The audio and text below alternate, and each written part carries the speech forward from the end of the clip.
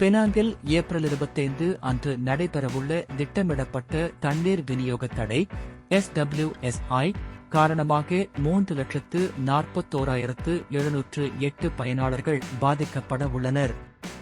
இதனை சமாளிக்க பெனாங்கு நீர் வழங்கல் கழகம் PBAPP 80 நீர் டேங்கர்கள் மற்றும் 182 நீர் தொட்டிகளை தனது நீர் நிவாரண திட்டத்தின் WRP கீழ் பயன்படுத்தவுள்ளது.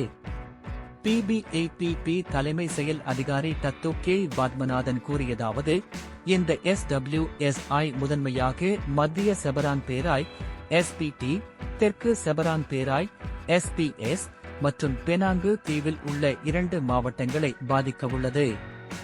80 நீர் டேங்கர்களில் 39 செபரான் பேராய்க்கு மற்றும் 41 பெனாங்கு தீவிற்கு அனுப்பப்படும். 182 நீர் தொட்டிகளில் 95 செபரான் பேராயில் மற்றும் 87 பெனாங்கு தீவில் அமைக்கப்படும்.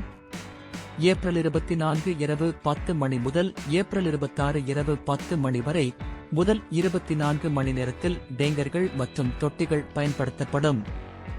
ஏப்ரல் 26 இரவு 10 மணி முதல் ஏப்ரல் 27 இரவு 10 மணி வரை SPT மற்றும் தீவின் வடகிழக்கு மாவட்டங்களில் தண்ணீர் விநியோகம் மீண்டும் தொடங்கிய பிறகு 57 தொட்டிகள் செயல்திறன் நிறுத்தப்படும். ஏப்ரல் 27 இரவு 10 மணி முதல் ஏப்ரல் 28 காலை 10 மணி வரை EOL மற்றும் உயரமான பகுதிகளில் உள்ள குடியிருப்புகளுக்கு டேங்கர்கள் மற்றும் தொட்டிகள் பயன்படுத்தப்படும்.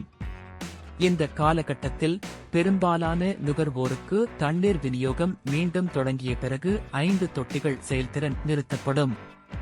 தண்ணீர் விநியோகம் 95% மீட்கப்பட்டவுடன் WRP கட்டம் கட்டமாக நிறுத்தப்படும். நீர் தொட்டிகளின் இருப்பிடங்கள் PBAPP ஃபேஸ்புக் பக்கம் அல்லது அதன் அதிகாரப்பூர்வ வலைத்தளத்தில் கிடைக்கும். பத்மநாதன் கூறியதாவது, SPU, SPT மற்றும் தீவின் வடகிழக்கு மாவட்டங்களில் தண்ணீர் விநியோகம் 24 மணி நேரத்தில் மீட்கப்படும்.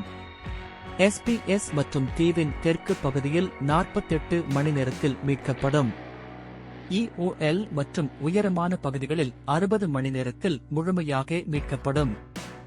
நுகர்வோர் தங்கள் தேவைக்கேற்ப போதுமான அளவில் தண்ணீரை சேமித்து வைத்துக் கொள்ள வேண்டும் என அவர் கேட்டுக்கொண்டார். SWSI மாநிலம் முழுவதும் நடைபெறும் 23 நீர்வழங்கல் திட்டங்களை செயல்படுத்த உதவுகிறது.